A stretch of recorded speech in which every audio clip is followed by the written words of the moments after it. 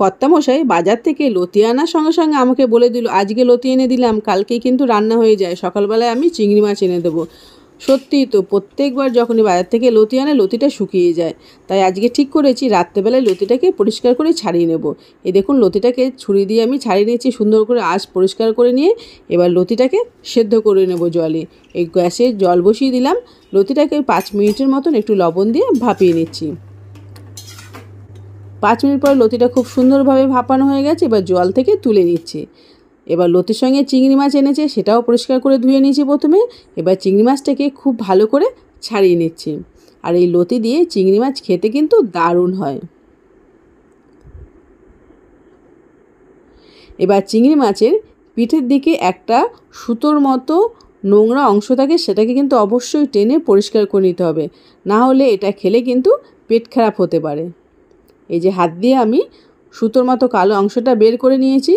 প্রত্যেকটি চিংড়ি মাছ থেকে আমি এইভাবে বের করে নেব। এবার শিলনোড়াতে সর্ষে, পোস্ত, রসুন, আদা, কাঁচা লঙ্কা অল্প জল দিয়ে বেটে নিচ্ছি।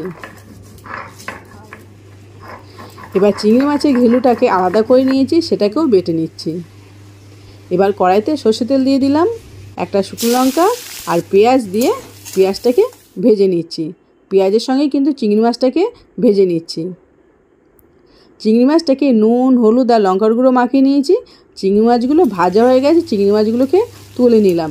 এবার ওই পেঁয়াজের মধ্যে বাটা মশলাগুলো দিয়ে দিলাম, টমেটো দিয়ে দিলাম, স্বাদ অনুযায়ী লবণ, হলুদ গুঁড়ো, লঙ্কার গুঁড়ো দিয়ে মশলাটাকে কষিয়ে নিচ্ছি। মশলাটা কষানো হয়ে গেছে, সেদ্ধ হওয়ার জন্য একটু মশলার বাটি ধোয়া জল দিয়ে দিলাম।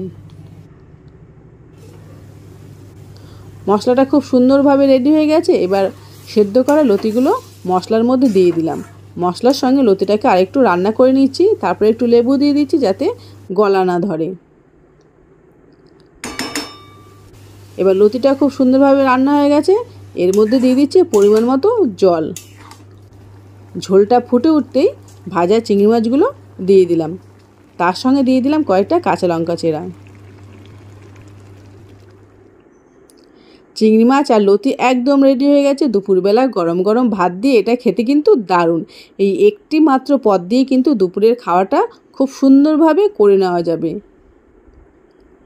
আজকে এই লতি রেসিপিটি আপনাদের কেমন লাগে অবশ্যই কিন্তু জানাবেন।